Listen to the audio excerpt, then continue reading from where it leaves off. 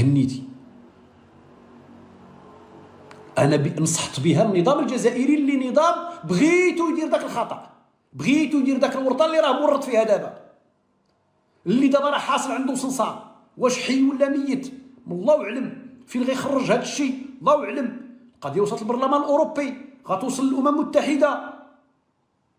اذا الاخوان راه ماشي قضيه فيها انفعالات. كاين واحد الرهان جاي سميتو كاس افريقيا 2025. النظام الجزائري هاد القضيه هذه بالون اختبار ديال نكيكيز.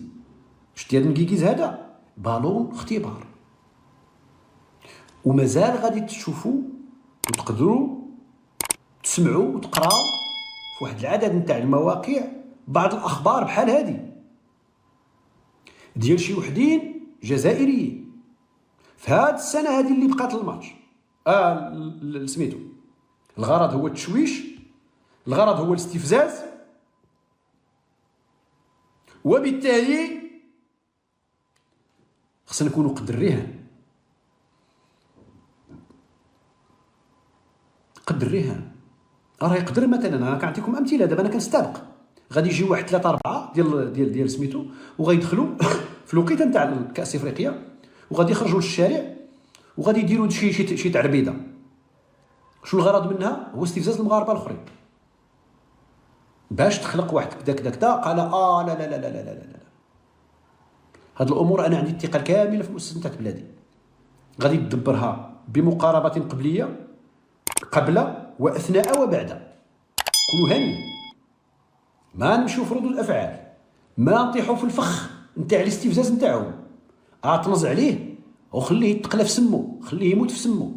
نكيكيز تم الاستماع اليه، قالوا له اقرب رحله غتمشي بحالك، جمع داك التليفون، جمع داك الكاميرا، ما تصور ما تهضر، استنى الطياره ديالك توجد، يلا يعاود. فهمنا نكيكيز طاز الزمر باقي لك 5 ايام تموت، جاي باقي تلصق فينا.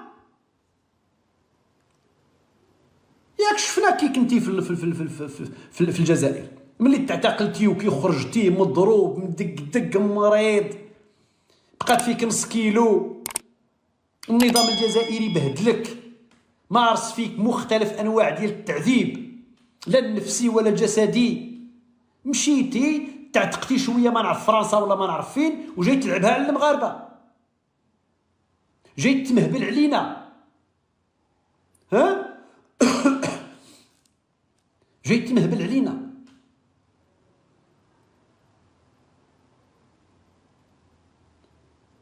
السل والامراض والسرطان وما عرف شنو فيك، ربي شافيك. لا شماته، ما كنشمتو في حد.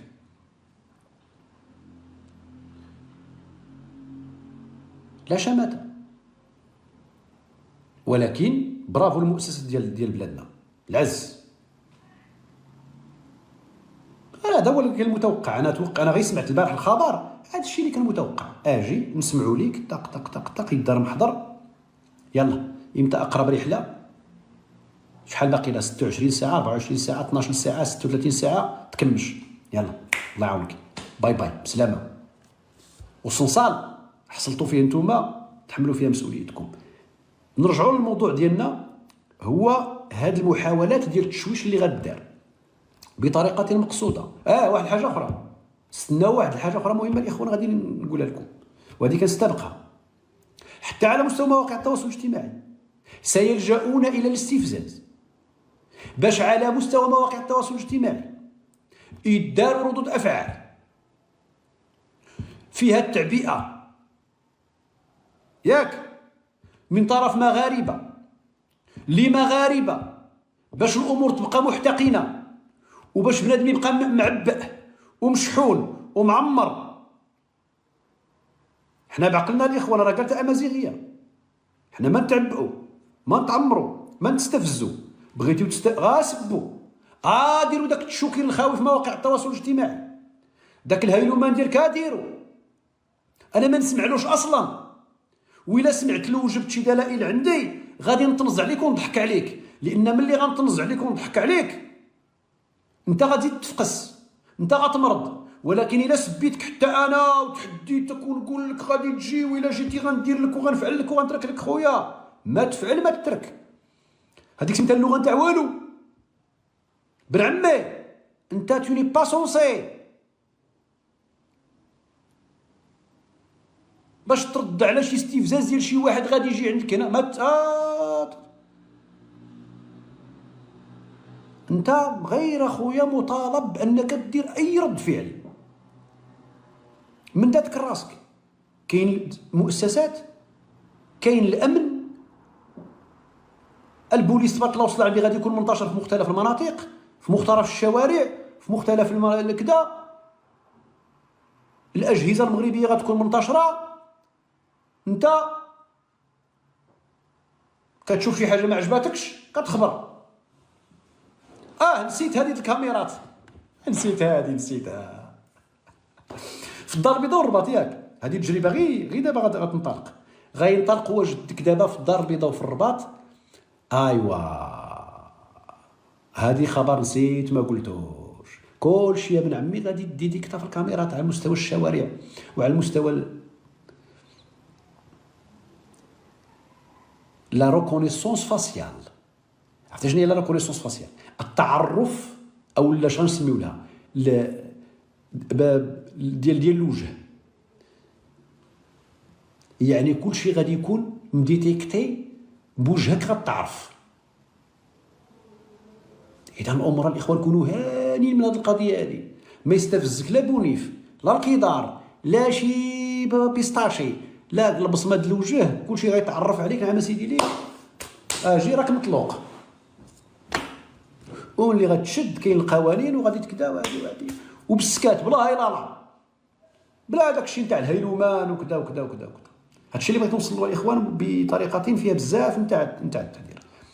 لانه للاسف كاين بعض الاخوان المغاربه وخصنا ننبهوا، كاين بعض الاخوان المغاربه في اطار لايفات معينه او منشورات معينه بحسن نيه وبالقضيه ديال زعما راه قلبهم كيوجعهم. علاش قلبك يوجعك قلبك اخويا؟ انا بغيت نعرف هاد الناس اللي كيتوجع لهم قلبهم علاش؟ اش ضرك انت؟ اش ضرك انت الا بونيف قال لكم غادي نديروا علاش غتضرر انت؟ علاش غيبقى فيك الحال؟ علاش غيلعب لك على البسيشيك؟ علاش غيلعب لك على النفسيه؟ انت اللي لعب ليه على النفسيه، انت اللي حردو، انت اللي سميتو.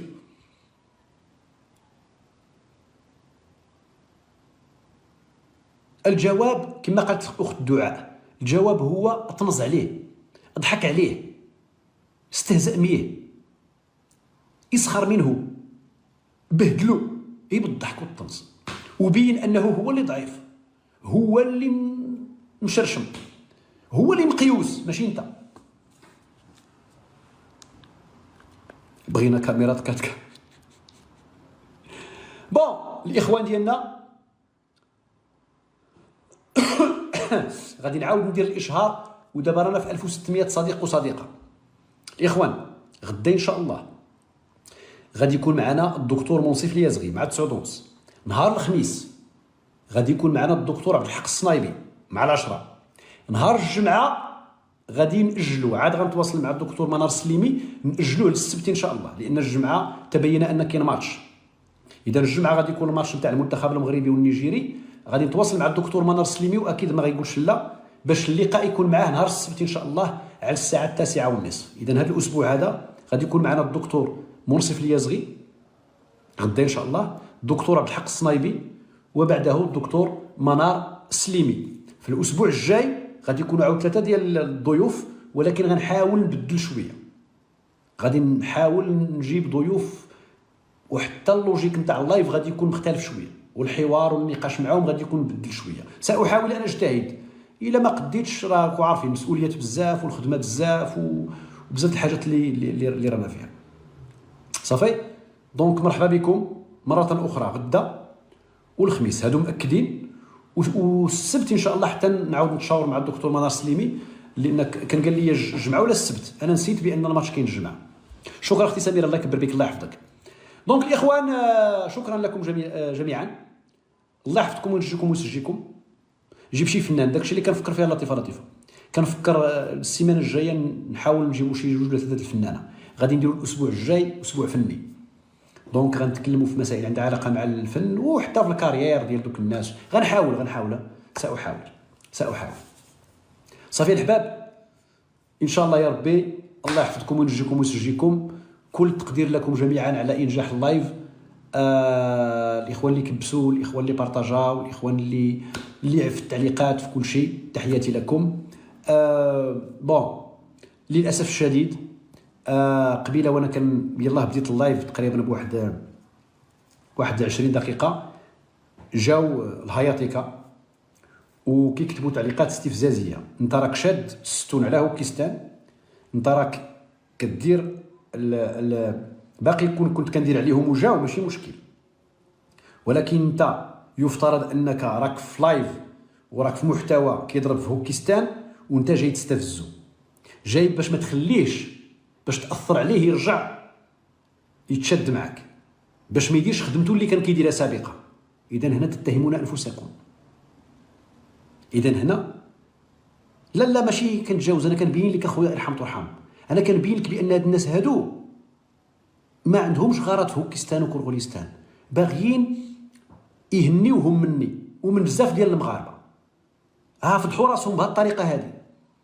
ملي كيجي كيستفزك باش انت تتفاعل معاه وتنسى الموضوع ديال الكرغوليستان وتتفاعل معاه، هو اش بغى ينقص ويريح هوكيستان. اذا كيخدم الاجنده نتاع هوكيستان. اذا ما باغيكش تشد عليهم المواضيع وترجع للطنز ديالك عليهم. فهمتوا ولا ما فهمتوش؟ هما كيفضحوا راسهم بوحدهم، بوحدهم كيفضحوا راسهم باش المهم اللي مازال ما فهمش غيفهم. انت كترجع تمشي دير بمحتوى ديالك، ترجع للمسائل اللي غادي كتشوفها غادي من الزاويه ديالك، وترجع للهجوم ديالك وترجع للطنز ديالك. هما اللي خاصهم يجروك عبر الاستفزاز. ما غنجرش لكم، فهمنا؟ ما غنجرش لكم. وحتى من بعد نقول لكم وشنو، حتى من بعد ونشرح لكم وشنو وقع في هذا ال 15 يوم الاخيره ولا هاد 10 ايام الاخيره، وغادي فهمتي غادي تضربكم تلافه. ضرب عمك سعيده برنوس الشريف. صافي خوت، كل الحب والتقدير لكم. يلا تصبحوا على خير. الوعي ونحافظوا على كل مشاكل صحراء محاضرات ولا ترفضوا، لازم نحافظوا على كل شيء. بارك الله فيكم. ربما ما بغيتش نجرحك بس تعرفها، الجزائر بقى فيها الاستعمار. انا نتكلم اخويا بمحبه والله، وانا تعجبني تقول اسولف اللون، تعجبني بزاف، لاني انت قلتي كلمه حساسه عندنا احنا كاهل الريف، لاننا شفنا الجزائر عاشت الاستعمار اكثر من قرن، والله ما كان فيهم الرجوله يخرجوا فرنسا، حتى شافوا محمد مزيان وعبد الكريم الخطابي علموهم وعطاهم السلاح وقالوا لهم جاهدوا الاستعمار. هذه النقطه الاولى نقولها لك، وانا كنقولها لكل جزائر. كل ما تلاقيتو كما قلت قبيله لا غياليتي ولا لا غياليتي سبرنيتي، تقولها له تقول له ماشي انت تعلمني نخرج سبنيون من سبته ومليديا، لانك انت تعلمتي مني اصلا. انا كنت الاستاذ ديالي والاجداد ديالي علموا الجزائريين يجاهدوا ضد فرنسا، وما كاين حتى شي واحد يقدر ينكر هذه الحقيقه. اتس فاكت، ما يقدر حتى شي واحد ينكره. لكن قضيه سبته ومليديا يعطيك الدليل ان ما قلته غير صحيح وكاذب صريح. عقلتي على ازمه بريخيم، جزيره ليلى، الموقف الندل للنظام الجزائري ماذا كان؟ لو كانوا وقفتوا معنا في ذاك الوقت والله العظيم انا اول من سيذهب لطرد اسبانيا وبدون سلاح، لان انت ما تعرفش شنو هي مليليا وسبته، هي كيلومترات صغيره. حتى المهاجرين اذا جاوا المهاجرين جاوا من الصحراء، هادو اللي جايين من الصحراء ولا هجموا 1000 2000 كيتغلبوا على القوات اللي كاينه في مليليا، باش ما تظنش انه استعمار غاشم وشي حاجه قوه كبيره صعيبه علينا زعما وتعلمنا هذا الكلام. لا، انا نقول لك الجزائر دارت موقف ند، كانت مع اسبانيا في عهد ازنار، ما دارش موقف تحالف مع المغرب. المغرب وقفت مع قوه اجنبيه وما وقفتش مع الجزائر. واش بغيتوا تكون نظام الجزائر مره اخرى نتبعوه في المقررات ديالو والافكار ديالو، ندخلوا في المواجهه مسلحه مع اسبانيا باش نتوما تفرحوا وتزيدوا تشفاو فينا؟ هذا هو المطلوب. انا نقول لك، انا سولتك سؤال صغير وما جاوبتيش وتهربتي. فين لوتوكريتي؟ علاش ما قلتيليش النظام الجزائري انه لا يحترم الشرعيه الدوليه، لانه يتحدث عن جمهوريه. الصحراء ماشي جمهوريه، الصحراء مازال كاين في البند السابع في الامم المتحده. واش كاينه ولا ما كايناش؟ هناك مقرر ما كاينش دوله. فاذا ما تكذبش عليا تقول لي انه تمشيو تشاهدوا ضد اسبانيا والجزائر توقف معاه، عمركم ما وقفتوا معاه، الجزائر عمرها ما وقفت. المساله الاخيره، انا مغربي سيد في ارضي، انا نبدا بالصحراء ولا نبدا بليبيا ولا سده، الجزائري لا يملك انه يحتل الاجواء. المغاربه اسياد في بلدهم، ما كنتسناوش الجزائريين يقولوا لنا سيروا لسبته وليليا. حنا عندنا اجنده ديالنا، حنا عارفين شنو هما لي بريوريتي ديالنا. ما تجيوش من الجزائر تعطيونا لي بريوريتي، سي با نورمال التفكير هذا. وانا نتمنى منك تعطيني نوتو كريتيك على النظام الجزائري اللي كيساند حاجه سميتها جمهوريه، والامم المتحده ما تقولش جمهوريه.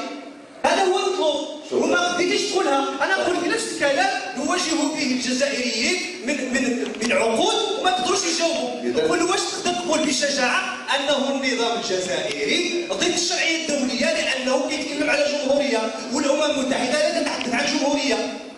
ثم واش تقدر تنكر انه في اللحظه اللي كانت مواجهه دبلوماسيه وشبه عسكريه مع اسبانيا، الجزائر وقفات في جانب اسبانيا، ما وقفاش مع المغرب.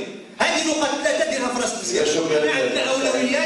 حنا عندنا اولويات، حنا نعتمد على انفسنا الاول، وفي الاخير خصك واحد الشجاعه حقيقيه. لانني سمعت رشيد الكاس وجيت نسمع انسان مستقل انديبوندون، ما جيتش انسان تسمع بوق النظام الجزائري. هذه المشكله ديالنا مع الجزائريين، كل ما تجي يقول لك انا انسان مستقل حر يجي يقول لك لو ميم ديسكور ديال لو ريجيم الجيريان. سي با نورمال، خصك ديري نوتو كريتيك وتكون عندك لو كوراج تقولها لنا.